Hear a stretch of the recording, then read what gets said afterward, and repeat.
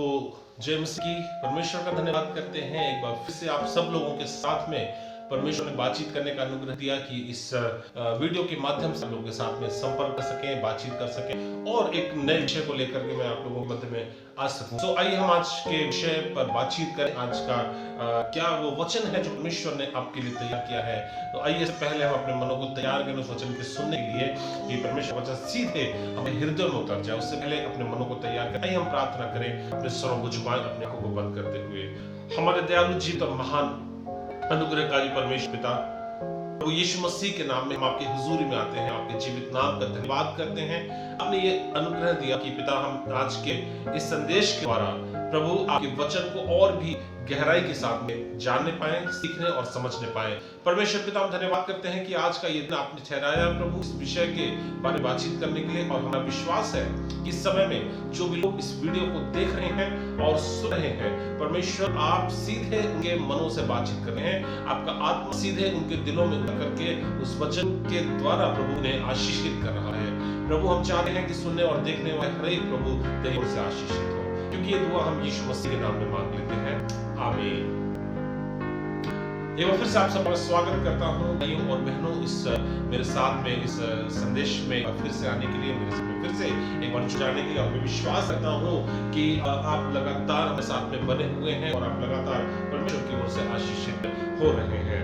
और आज के मन के लिए मैं आपके सामने पुराने नियम से कुछ बातों को लेकर के हम चाहता हूँ। एक हो सकता है कि आज जो बातें सुने हो सकता है कि उनमें से कुछ बात हमारे लिए नहीं ना हो सकता है कि उस विषय में हमने पहले बहुत सुना हो सकता है कि उस विषय पर हमने पहले ही सीखा हो, हमने पहले भी शिक्षाएं पाई हो, लेकिन कई बार हमें पुनरावृत्ति करने की जरूरत है, कई बार हमें होमवर्क करने की जरूरत है। मतलब कई बार जरूरत है कि हम उन पुरानी बातों को जो पहले हम सीख चुके हैं उनको हम फिर से सीखें। क्योंकि कई बार ऐसा होता है कि हम जब हमें दैनिक कार्यों में अपनी चीजों में हम व्यस्त रहते हैं और हम कई बार उन बातों को भूल जाते हैं जो बातें हमारे जीवन में कई बार आशीष का कारण होती हैं। कई बार उन बातों से आशीष पा लेते हैं और पा करके जो है हम आगे बढ़ जाते हैं और फिर जो है बहुत सारी आगे बातों को सीखने के कारण से हम पीछे की बात को कई बार हम दोहरा नहीं पाते हैं। और इसी विषय में आज मैं आपके लिए लेकर के आया हूँ पहला राजाओं की किताब और दूसरे राजा की किताब से। आइए मेरे सामने निकालें दो जो है वाक्य मैं आपके लिए पढ़ना चाहता हूँ। पहला राजा की किताब और 17 अध्याय में हमें मिला है और आप अच्छी तरह से इस विषय से जो है परिचय है, जो कि मिलता है हमें एलिया के विषय में। पहला राजा की किताब उस 17 अध्याय और उसका 9 वचन से आगे जब हम लोग वहां पे पढ़ते हैं, वहां से लेकर 16, 17, 18 वचन तक जो हम लोग को मिलता है कि किस प्रकार से एलिया एक सारपत नगर में जाता है और वहां पर एक विधवा स्त्री उसे मिलती है, अपनी बीनती हुई और उसके घर पर हो जाता है। हमारे पास इतना समय नहीं है कि हम सारा जो है वाक्य पढ़ सकें, लेकिन मैं चंद शब्दों में आपको उसको समझाना चाहता हूँ। यदि आपने जो पहले पढ़ा है बहुत अच्छा, अगर आपने नहीं पढ़ा है तो आप जरूर बाइबल को खोलें और आप जरूर उसको पढ़ें। पहला राजा की किताब 17 अध्याय 9 वचन से आगे अपना शुरू करें, जहां पर इस प्रकार से लिखा हुआ है कि एलिया जब सारपत नगर जाता है जहां पर परमेश्वर ने उसको जाने की आज्ञा दी, और वहां जाकर के वो कहता है देखता है कि उस नगर के फाटक पर एक जो विधवा स्त्री है वो लकड़ी बीन रही है और उसे कहना है कि जा मेरे खाने के लिए ले आ। और वो स्त्री को जवाब देती है कि मेरे घर में एक जो है तेल और एक मुट्ठी मैदा के अलावा कुछ भी नहीं है। और वो कहता है कि जा मैं उसे पकाकर मेरे पास ले आ। और जो है वहाँ पे वार्तालाप होती, बातचीत होती है और अंततः जो है वो स्त्री इस बात में मान जाती है और वो जाती है और उसके लिए अपने परमेश्वर दास के लिए पका करके लाती है एक रोटी और खाता है, तृप्त होता है। और लिखा हुआ है वचन में कि उसके बाद वो विधवा और उसका बेटा जो है वो कई दिनों तक खाते रहे। उसके पास में उस थोड़े से मुट्ठी भर मैदा और कुप्पी भर तेल के अलावा कुछ उसके घर में नहीं था। वचन में लिखा है कि वो उसका परिवार, उसका घराना कई दिनों तक खाते रहे। ठीक है, ये एक वाक्य है। और जो दूसरा वाक्य मैं पढ़ना चाहता हूँ वो हमें मिलता है दूसरा राजा की किताब उसका अध्याय 4। अगर आप पास बाइबल है तो आप जरूर निकालें मेरे सामने। वहां पर हम पढ़ते हैं, वहां भी जो है एक विधवा स्त्री के बारे में हम लोग पढ़ते हैं। जी हाँ, दोनों जो वाक्य हैं विधवा स्त्री के बारे में अलग अलग वाक्य हैं। और जैसा सारपत की विधवा स्त्री के बारे में वर्णन किया, और यहाँ पर जो दूसरी प्रकार की स्त्री है वो लिखा है 4 अध्याय, वहां पे लिखा हुआ है पहले वचन से, भविष्यवक्ताओं के चेलों की पत्नियों में से एक स्त्री ने एलीशा की दुहाई देकर कहा, तेरा दास मेरा पति मर गया है और तू जानता है कि वो यहोवा का भय मानने वाला था और जिसका कर्जदार वो था वो आया है कि मेरे दोनों पुत्रों को अपने दास बनाने के लिए ले जाए। एलीशा ने उससे पूछा, मैं तेरे क्या करूं? मुझे बता कि तेरे घर में क्या है? उसने कहा, दासी के घर में एक हांडी तेल को छोड़ा कुछ भी नहीं। उसने कहा, बाहर जाकर अपनी सब पड़ोसियों से खाली बर्तन मांग ले और थोड़े बर्तन ना लाना। उसने कहा, फिर तू अपने बेटों समेत अपने घर में जब अपने द्वार बंद करके उन सब बर्तनों में तेल उंडेल देना और जो बच जाए उन्हें अलग रखना। तब वो उसके पास चली गई और अपने बेटों समेत अपने घर जाकर द्वार बंद किए। तब वे तो उसके पास बर्तन लाते गए और वो उंडेलती गई। जब बर्तन भरे तब उसने अपने बेटे से कहा, मेरे पास और भी बर्तन ले आ। उसने कहा, और बर्तन तो नहीं रहा। अब तब तेल रुक गया। तब उसने जाकर परमेश्वर के भक्त को यह बात बताई और उसने कहा, जा तेल बेचकर ऋण भर दे और जो रह जाए उससे तू अपना और अपने पुत्रों का निर्वाह करना। परमेश्वर अपने इस वचन पर आशीष दे। प्रियो, आपने दो वाक्यों को कई बार पढ़ा होगा, सुना होगा। जो एलिया है एक भविष्यवक्ता है और जो एलिशा जिसके विषय में हम लोग पढ़े हैं वो भी भविष्यवक्ता है। और एलिया के द्वारा आशीषित है, उसका शिष्य रहा, पहले उसके साथ में उसकी सेवा करता था और बाद में जब एलिया का स्वर्गारोहण हो गया, परमेश्वर उसको उठा लिया जो है रथ के द्वारा, अग्निमय रथों के द्वारा।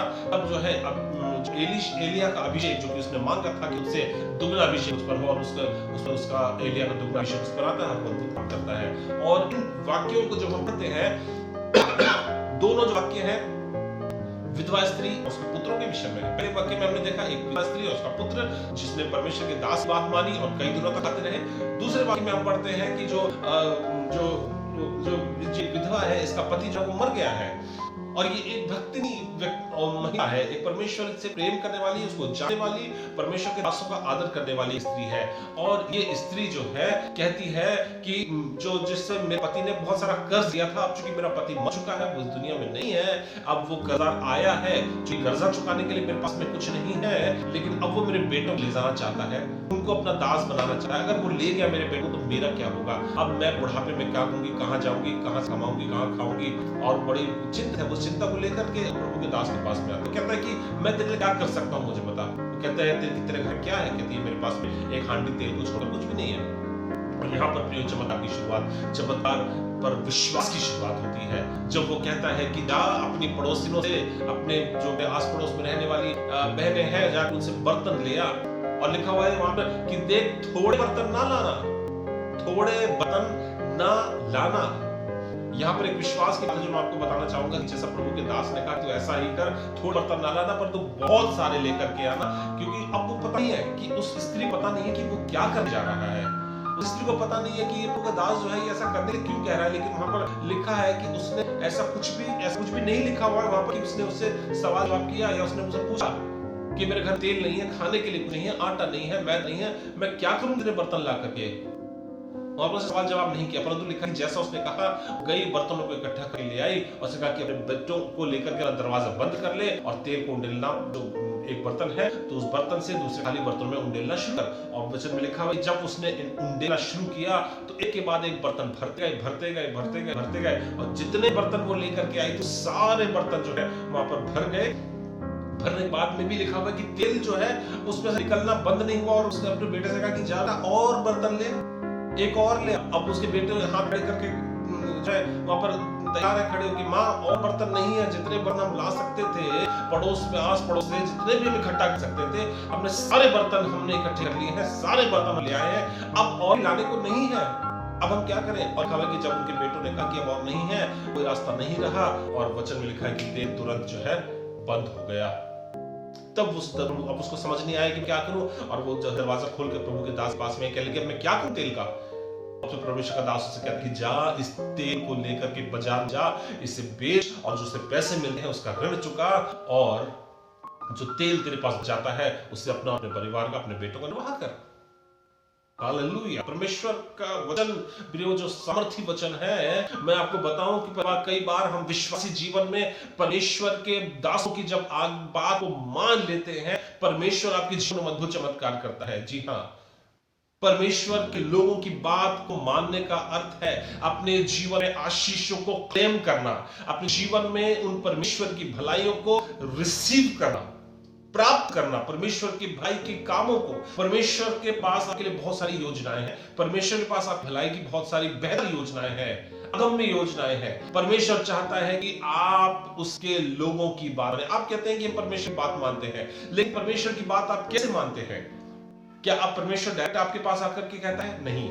आज के समय में बाइबल कहती है, या परमेश्वर आज के समय में हमारे पास डायरेक्ट आकर नहीं कहता। आज के समय परमेश्वर आपसे कैसे बात करता है? परमेश्वर अपने दासों के द्वारा से आपसे बात करता है। परमेश्वर के दास लोग आपसे कहेंगे, जब आप कर्जे में हैं, जब आप गरीबी में हैं, जब आप भूखमरी में हैं, और परमेश्वर के दास लोग आपके घर में आए हैं, या आप उनसे मिलते हैं, जब आप अपनी समस्या को उनको बताते हैं, और वो आपसे कहते हैं, वो आप कहते हैं कि अब हम जब आप उनको अपनी समस्या बताते हैं कि हमारे पास में कुछ नहीं है जीवन निर्वाह करने के लिए, हमारा सब कुछ लुट गया है, हम जितना भी कमाते हैं हमारा सारा कर्जे में बह जाता है, हमारा सारा जो है ब्याज में निकल जाता है, हम अपने बच्चों को बेहतर भोजन नहीं दे पा रहे हैं, हम अपने बच्चों को बेहतर शिक्षा नहीं दे पा रहे हैं, हम अपने परिवार का बेहतर निर्वाह नहीं कर पा रहे हैं, हम एक छोटी सी गाड़ी खरीदना चाहते हैं, हम नहीं कर पा रहे हैं, हम एक गाय खरीदना चाहते हैं, हम नहीं कर पा रहे हैं, हमने बहुत सालों से ये जमीन ले रखी है, लेकिन हम इसमें एक छोटा सा रहने के मकान बनाना चाहते हैं, हम नहीं बना पा रहे हैं, हम किराए के मकानों में कई साल से रह रहे हैं। तमाम प्रकार की समस्याएं आपके जीवन में रहती हैं, और आप प्रभु के लोगों के पास में आते हैं, परमेश्वर दासों के पास में आते हैं, पासबानों के पास आते हैं, पूछते हैं कि हमें बताएं, हमारा मार्गदर्शन करके हम क्या करें।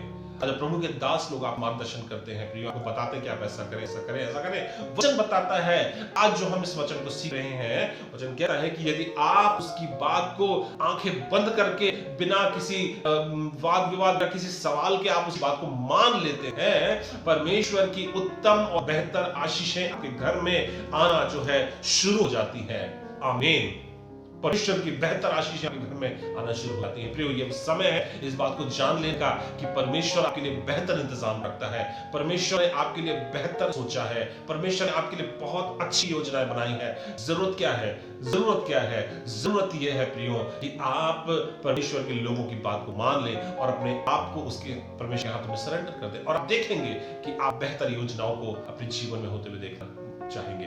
आप सोचते हैं कि कई बार ऐसा करने से क्या होगा? कई बार आपको परमेश्वर के दासों की बातें समझ नहीं आएगी। क्यों? क्योंकि परमेश्वर का दास जो है वो एक अभिषिक्त व्यक्ति है, और परमेश्वर से बात करके परमेश्वर की योजना को प्राप्त करके वो आपको बता रहा है। परमेश्वर अपनी योजना को डायरेक्ट आपके ऊपर जाहिर नहीं करेगा, परमेश्वर अपने दासों के माध्यम से उस बात को आप प्रकट करता है, और आपको इस बात को जान लेना आवश्यक है। यदि आप प्रभु के दास के पास में आए हैं समस्या के समाधान के लिए, तो आपको उसका जो उत्तर प्राप्त होता है, आपको उसको फॉलो करना आवश्यक है, आपको उसका अनुसरण करना जरूरी है। तभी आप उन ब्लेसिंग्स को पा सकते हैं, तभी आप परमेश्वर के उस उत्तर को पा सकते हैं जो आप उससे चाहते हैं। कई बार जो है समाज में देखा जाता है कि लोग कई बार पास्टरों के पास में आते हैं, पासवानों के पास में आते हैं, सलाह मानने के लिए आते हैं और सलाह लेते हैं, लेकिन घर जाकर के वो वही करते हैं जो उनका दिल चाहता है, वो वही करते हैं जो उनके मन में इच्छा होती है, और वो कभी भी अपनी समस्याओं के ऊपर में जयवंत नहीं हो पाते हैं, कभी भी अपनी समस्याओं के ऊपर में फलवंत नहीं हो पाते। क्यों? क्यों? क्या कारण? कारण यह है कि वे बात नहीं मानते। प्रभु के लोगों की बात का अनुसरण ना करना, प्रभु के लोगों की बात को ना मानना आपके लिए हमेशा आशीषों के दरवाजों को बंद रखता है प्रियो, बंद रखता है। जब उसकी बात को मान लेते हैं तो दरवाजा आपके जीवन में खुल जाता है, वो ब्लेसिंग्स आपके जीवन में आती हैं जो प्रभु ने आपके लिए रखी है, जो आप कभी जान नहीं पाए थे, जो आप बिना प्रार्थना के या बिना प्रभु के दासों से मिले, उनसे बातचीत किए, या बिना उनको अपनी समस्या बिना बताए आप उस समाधान के बारे में जान नहीं सकते हैं जब तक आप उनको नहीं बताएंगे। ये दोनों वाक्य भी आज मैं क्यों आपके लिए लेकर आया हूँ? इसीलिए क्योंकि यहाँ पर लिखा हुआ है एक बात जो मुझे बहुत अच्छी लगती है कि जो दोनों स्त्रियां थी वहां पर दोनों ने प्रभु के दासों से बिना वाद विवाद किए उस बात को मान लिया, बिना वाद विवाद किए, उनसे कोई सवाल जवाब नहीं। आप अपने जीवन में प्रियो इसी प्रकार से अपने आप तैयार करें कि हम बिना वाद विवाद के अपनी समस्या के लिए जब हम समाधान को मांगते हैं, हम बिना वाद विवाद के उसको मांग ले। कई बार हम समस्या को समाधान के लिए मांगते हैं, हम उसमें जो है तर्क डालने लगते हैं कि ऐसा है पास्टर साहब, ऐसा है पास्टर जी, ऐसा है, हम ऐसा नहीं कर सकते, ऐसा नहीं कर सकते, ये नहीं हो सकता, आप अपनी समस्याओं से बेहतर परिचित नहीं है, आप नहीं जानते कि क्या होगा।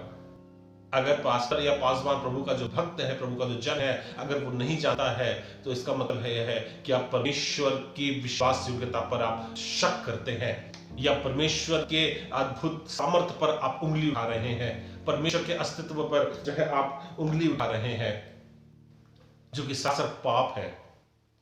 यदि हम ऐसा करें हैं प्रियो, यह पाप है। आप इस बात को आज जान लें, इस संदेश के माध्यम से आप इस बात को जान लें कि परमेश्वर आपसे प्रेम करता है और परमेश्वर के पास आपके लिए बेहतर योजनाएं हैं। इन वाक्यों के द्वारा प्रियो मैं आपको चाहता हूं कि आप आशीषित हों और प्रभु की भक्ति में बढ़ते जाएं, प्रभु आपको आशीषित करे। आइए हम प्रार्थना करें। हमारे दयालु जीवित महान अनुग्रहकारी पिता परमेश्वर, हम प्रभु यीशु मसीह के नाम में आपके हुजूर में आते हैं, आपके आपके नाम का धन्यवाद करते हैं प्यारे प्रभु जी कि आपने हमसे प्रेम किया है प्रभु। और आप चाहते हैं कि हम गरीबी में, भूखमरी में और बेगार में ना मरे, परंतु आप चाहते हैं कि हमारे पास जो कुछ है वो सामर्थ्य से भरा हुआ हो, वो अभिषेक से भरा हुआ हो। इसलिए प्रभु जी आपने आज के संदेश के द्वारा हमसे बातचीत की। हम विश्वास करते हैं कि ये संदेश हमारे लिए आशीष का कारण ठहरेगा प्रभु जी। और जितने भी सुनने और देखने वाले इस संदेश को सुन रहे हैं प्रभु, इनसे तू बातचीत कर, तेरा अनुग्रह इन पर हो, तेरी आशीष इन पर हो, और प्रभु जी वो आत्मिक चंगाई और आत्मिक आजादी इनके जीवन में आए प्रभु जी, और तेरे दासों की बातों पर यकीन करने वाले और भरोसा रखने वाले बन जाए प्रभु। हमारी प्रार्थना है आज के दिन में कि प्रभु अपने लोगों से बातचीत कर, ताकि पिता परमेश्वर के दिल नम्र हो जाए, इनके मन जो है प्रभु जी वो तैयार हो जाए तेरे लोगों की बात सुनने के लिए, ताकि इनकी समस्याएं जो है, इनकी जो रुकावटें हैं, इनकी जो बातें हैं जो रोक रही हैं इन्हें आगे बढ़ने से, प्रभु तेरी योजनाओं के ऊपर आने से, प्रभु उन बातों को दूर कर परमेश्वर पिता। प्रभु तेरी आज्ञा का अनुसरण करके द्वारा ये उन बातों में फलवत हो जो बातें तूने रखी हैं, ताकि परमेश्वर पिता तेरी वाचा इनके जीवन पूरी हो प्रभु। जैसे सारपत नगर की विधवा, और प्रभु उस विधवा जिसके 2 बेटे थे प्रभु, जिसने तेल बेच करके कर्ज चुकाया प्रभु, उन विधवाओं के द्वारा, उन कारण या उनके प्रभु उनके द्वारा प्रभु जी हम इन बातों सीख सकें कि किस प्रकार से परमेश्वर हमसे प्रेम करता है और हमें समस्याओं में पड़े रहने देना नहीं चाहता है। परमेश्वर हमें कर्जों से मुक्ति देना चाहता है। परमेश्वर चाहता है कि आप मुक्ति पाएं प्रभु, हम चाहते हैं तो अनुग्रह कर। धन्यवाद करते हैं, विश्वास करते हैं परमेश्वर कि आपने प्रार्थना को सुना है। धन्यवाद के साथ हुआ यीशु के नाम से मांगते हैं, आमीन। प्रियो, याद रखिए परमेश्वर चाहता है कि आप एक कर्जे का जीवन ना जिए। परमेश्वर चाहता है कि आप कर्जदारी का जीवन ना जिए। परमेश्वर चाहता है कि आप जो कमाते हैं, आप जो मेहनत करते हैं, वो अपने परिवार, अपने बच्चों पर खर्च करें, बच्चों के बेहतर परवरिश के लिए, उनके बेहतर खान पान के लिए, उनके बेहतर शिक्षा के लिए आप उनको पैसे को खर्च करें, ना कि आप उसको कर्जदारों देने के लिए खर्च करें। अगर उनके दास लोग आपसे जो कहते हैं, यदि आप उन बात को मानते हैं, विश्वास के साथ विश्वास करिए, उन बातों को मान लीजिए। हो सकता है कि जो आपने सोचा है वो ना हो सकता है कि जो आपने सोचा है वो ना हो रहा हो, और जो आपने कहा जा रहा है हो सकता है कि वो आपके लिए कठिन है। आप उस बात पर यकीन करना आपके लिए कठिन हो सकता है, लेकिन आप यकीन करें, एक विश्वासी होने के नाते आप अनदेखी बातों पर विश्वास करना आना चाहिए। पिछले हफ्ता जब हमने वीडियो मैंने आपके लिए बनाया, जिसमें मैंने इस बात को शेयर किया था, आप जरूर उस वीडियो को देखें एक बार फिर से, कि अनदेखी बातों पर हम विश्वास कैसे कर सकते हैं। परमेश्वर आपको आशीष दे। God bless you. सबको जय मसीह की।